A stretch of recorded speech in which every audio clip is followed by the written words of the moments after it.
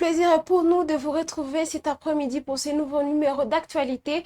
Mesdames et messieurs, bienvenue. Ce lundi 22 décembre 2025, des milliers de manifestants ont envahi les principales artères de la ville de Goma au Nord Kivu.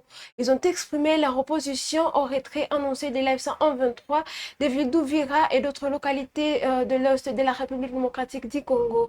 La mobilisation, encadrée par les forces de l'ordre, a été initiée par des associations de jeunes avec l'appui de la société civile du Nord Kivu. Les manifestants ont scandé des slogans appelant au rétablissement de la paix et la préservation de l'intégrité territoriale. Infrastructure au Nord Kivu, le ministre national des Infrastructures et Travaux publics, John Banza, a clôturé sa mission de travail à Beni ce samedi 20 décembre. Il a visité plusieurs chantiers en cours à Beni et à Butembo, ainsi que dans différentes communes rurales, notamment Oicha, Mangina et Kasindi. Plus de détails dans ce reportage.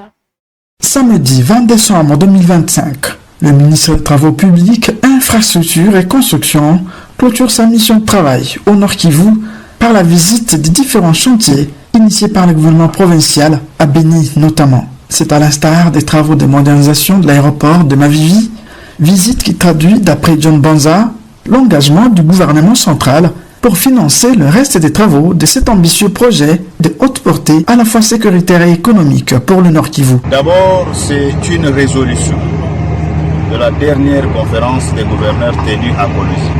Un engagement pris par la nation devant le chef de l'État et le chef de l'État réalise ça.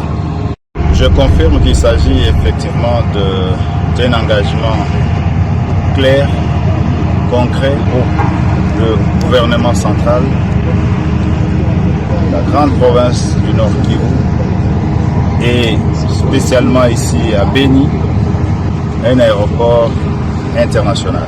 Je tiens à souligner l'engagement citoyen du gouverneur de la province, du gouverneur militaire de la province, qui est venu accompagner des élus de la province à Kinshasa, plaider pour la construction et la modernisation de cet aéroport. Et aujourd'hui, je suis venu lancer les travaux officiellement. À la fin des travaux, l'aéroport de Mavivi, rebaptisé Aéroport international Etienne Tshisekedi wa Mulumba, aura une piste moderne, longue de 3600 mètres, plus 900 mètres de la zone d'approche. Le Nord Kivu s'est transformé en un grand chantier avec plusieurs projets de développement en cours d'exécution à Butembo, Beni ou Walikale. Le gouverneur de province vient de décrocher auprès du gouvernement central 50 km supplémentaires de voiries à asphalter, a confirmé le ministre des ITPR. Dans la même dynamique, le directeur général du FONER, Fonds national d'entretien routier, annonce que son établissement va appuyer la province du Nord Kivu à la hauteur de 50% dans la construction de 30 ponts à Beni et à Butembo. En ce qui concerne le projet de pont, oui, il y a un projet ambitieux de pont ici de 100 ponts. Dans un premier temps, c'est 30 ponts qu'on va financer et le FONER est positionné pour financer 50% de ces ponts-là. Lobbying payant qui traduit l'engagement du gouverneur militaire Évariste Somon pour la transformation de sa province, reconnaissent ses élus du Nord Kivu. Moi, je peux seulement dire à la population que nous devons accompagner les œuvres de notre gouverneur Somon qui est en train de se battre vraiment à 1000 morceaux parce que c'était un homme de terrain. Merci aussi sur l'excellence du gouverneur pour sa démarche parce qu'il a été à Kinshasa pour aller appeler le ministre des ITPR de venir matérialiser les projets que nous avions attendus pendant beaucoup de temps. Les 50 km supplémentaires de voirie seront repartis comme suit à peu près 30 km pour les villes de Butembo et Beni et 5 km pour chacune des communes d'Oicha, Mangina, Kasindi et Lubero Centre, envisage le gouverneur. À présent, parlons sécurité. Après avoir affirmé sur Top Congo FM et Télé 50 que les Wazalendo avaient pris le contrôle de la ville d'Ouvira, le député national Willy Michiki est revenu sur ces déclarations. Dans une communication faite ce dimanche, l'élu de Walikale précise que les troupes rwandaises et les éléments de l'AF-123 n'ont en réalité jamais quitté la ville. Il indique que les Wazalendo se sont retirés afin de vider, je cite, un banc de sang. Il est ici. la communauté nationale et internationale sur le renforcement des troupes rwandaises à Uvira, ville et territoire, là où les Wazalendo étaient en train de faire le ratissage. Pour éviter les bains de sang à Uvira, nous avons décidé, à partir de 12 heures, aujourd'hui, dimanche 21 décembre 2025, de quitter la ville d'Uvira en vue de se conformer à la décision de la communauté internationale qui a demandé aux troupes rwandaises de libérer Uvira et ses environs. Nous dénonçons la campagne menée par les troupes rwandaises et leurs patins de AFC M23 pour mobiliser d'une manière forcée la population d'Uvira en vue d'organiser une marche demain matin à la place de Monument pour réclamer leur retour à Uvira alors qu'ils n'ont jamais quitté Uvira.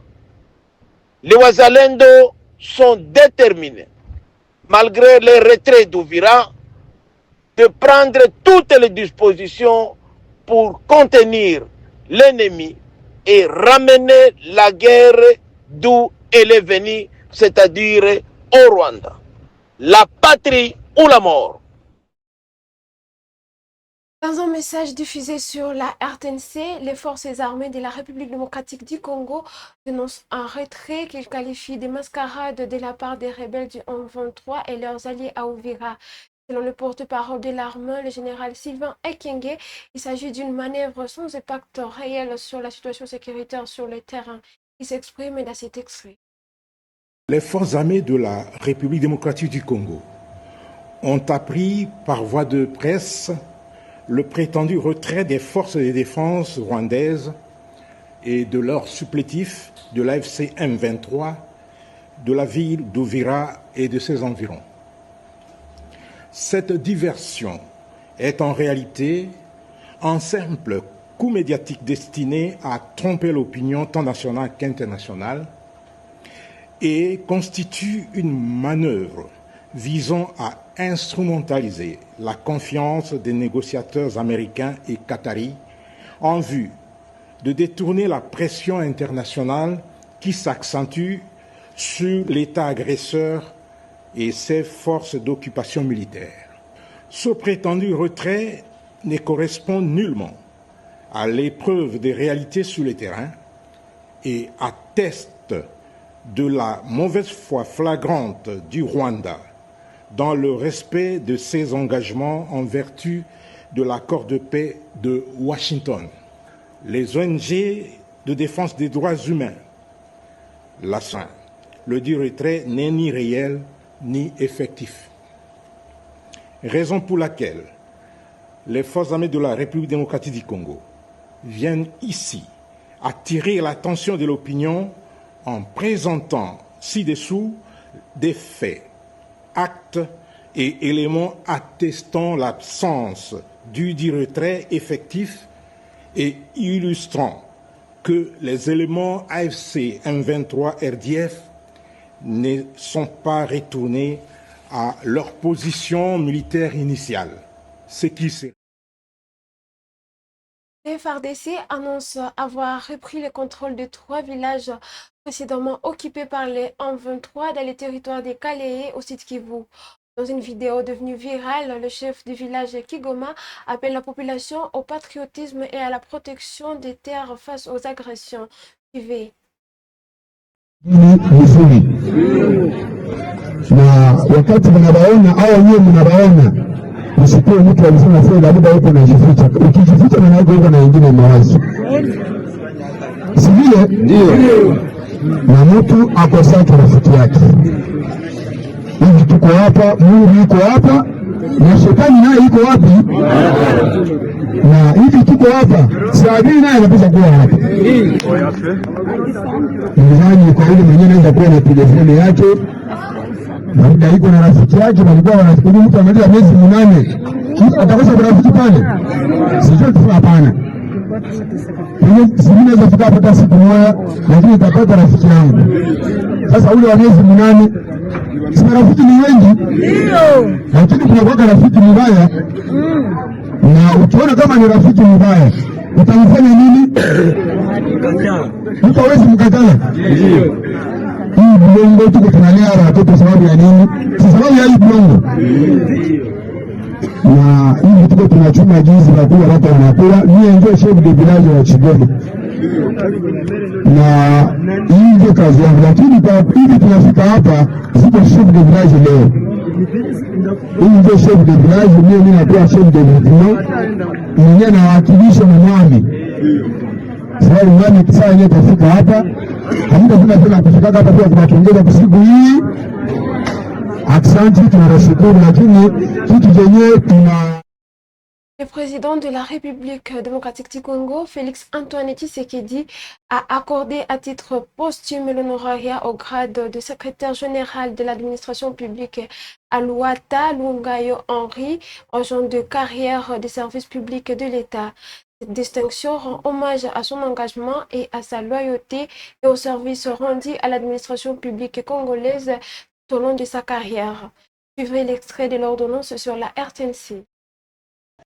Le président de la République, vu la Constitution de la République démocratique du Congo du 18 février 2006, telle que modifiée par la loi numéro 11/002 du 20 janvier 2011 portant révision de certains articles de la Constitution, spécialement ces articles 69, 79, 81 et 221, vu le décret numéro 24/11 du 17 février 2024 portant règlement d'administration relatif à la carrière des agents de carrière de services publics de l'État, vu les dossiers administratifs de l'intéressé, entendu qu'il ressort de l'examen du dossier que durant son parcours professionnel, les concernés a, dans l'exercice de ses fonctions et à l'occasion de celle-ci, toujours fait preuve d'un sens élevé de patriotisme, de dévouement et de probité, rendant avec compétence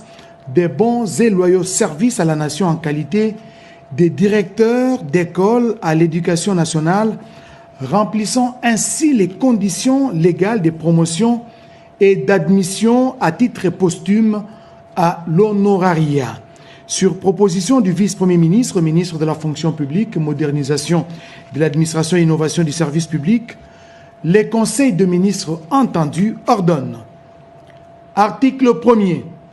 Est admis à l'honorariat à titre posthume au grade de secrétaire général de l'administration publique l'agent de carrière des services publics de l'État, Luata Lungayo Henri Bertin, matricule 122 692 /K, fonction directeur, grade, directeur, service, EPST. Article 2. Sont abrogées toutes les dispositions contraires à la présente ordonnance. Article 3. Les vice-premiers ministres, ministres de la fonction publique, modernisation de l'administration et innovation du service public est chargé de l'exécution de la présente ordonnance qui sort ses effets à la date de sa signature faite à Kinshasa le 15 décembre 2025. Félix Antoine Tshisekedi Tshilombo, Judith Suminwa Tuluka, première ministre, et pour copie certifiée conforme à l'original le 15 décembre 2025, le cabinet du président de la République. Terminons ce journal avec une réaction internationale. Un parlementaire de l'Union européenne a vivement critiqué l'attitude de l'Union européenne et de la France dans la crise à l'est de la RDC. S'exprimant lors d'une séance au Parlement européen, il a dénoncé ce qu'il qualifie de double jeu, pointant notamment les aides financières accordées au Rwanda et le manque de mise en œuvre de résolutions européennes à l'égard de Kigali. Il s'exprime dans cet extrait. Merci, Monsieur Mariani. Et après, Monsieur Botteng. Merci Madame la Présidente. J'ai l'impression par moment qu'on fait, et c'est absolument pas une critique vers vous, qu'on fait toujours la même réunion. Parce qu'en réalité, malheureusement, constat après constat, c'est toujours la même chose. Et la question que je pose, qu'est-ce qu'on peut faire? Le Parlement européen, et vous y avez contribué au premier plan, à mon avis, a fait son travail. On a voté une résolution, on peut le faire mieux, mais nous avons fait notre travail, nous avons voté une résolution qui n'est pas appliquée. Soyons clairs. 2. Monsieur Mariani, on a voté 2 résolutions. Ben, c'est encore pire alors. C'est encore pire si nous avons voté 2 résolutions qui en réalité n'ont aucune application concrète. Je regardais sur le site du Parlement européen. 2021-2024, 260 millions pour le Rwanda. 2025-2027, 134 millions pour le Rwanda. 12 octobre 2025, Madame van der Leyen donnait 95 millions pour le Rwanda, au Rwanda. Donc ce que je veux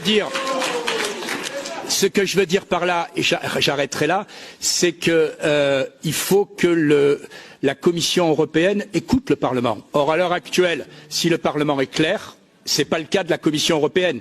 Madame Kaja Kallas a reconnu pour la première fois, Monsieur Borrell ne l'avait pas fait, la responsabilité du Rwanda, et c'est très bien, mais il faut que, c'est comme en amour, il faut des preuves d'amour et il faut des preuves qu'il y ait des vraies sanctions qui soient approuvées. Et je pense, pour finir, la Belgique a fait un beau travail. Je salue les élus belges parce que j'estime qu'eux ont pris leurs responsabilités. L'Union européenne, malheureusement, je pense, joue un double jeu. La France joue un double jeu. La France joue un double jeu. Je rappelle qu'en octobre, M. Macron avait promis qu'on nous réouvrirait l'aéroport de Bukavu. Et donc, en réalité, aujourd'hui, mes 2 questions sont simples. En dehors du fait que j'approuve tout ce qu'ont dit les 2 ambassadeurs, il faut des vraies sanctions. Et ça, pas uniquement symbolique. Mes questions, y a-t-il un risque de régionalisation? Je me tourne vers l'ambassadeur peut-être du Burundi. Et Monsieur l'ambassadeur du Congo, qu'en est-il de l'annonce du retrait, qu'en est-il du retrait finalement des troupes du M23 tel qu'il a été annoncé il y a 48 heures? Merci. Merci beaucoup. Nous voici à la fin de cette édition d'actualité. Mesdames et messieurs, merci pour votre attention. N'oubliez pas surtout de vous abonner, de partager, de liker et de commenter. À bientôt.